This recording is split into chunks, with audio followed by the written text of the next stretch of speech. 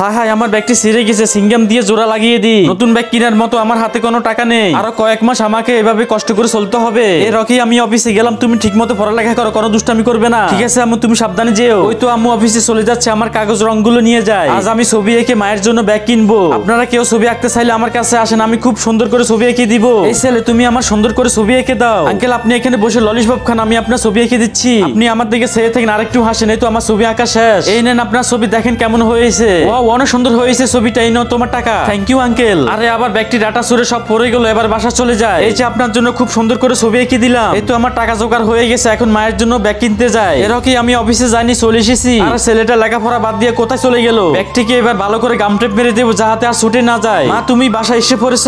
Rocky তুই বাসা থেকে কোথায় চলে গেলি? মা দেখো তোমার জন্য আমি নতুন ব্যাগ কিনে এনেছি। দেখি তো তুই টাকা ফেলি কোথায়? মা আমি ছবি বিক্রি করে তোমার জন্য ব্যাগ এনেছি। মাকে তুমি এত ভালোবাসো, দেখো তোমার জন্য সবাই লাইক সাবস্ক্রাইব করে দিবে।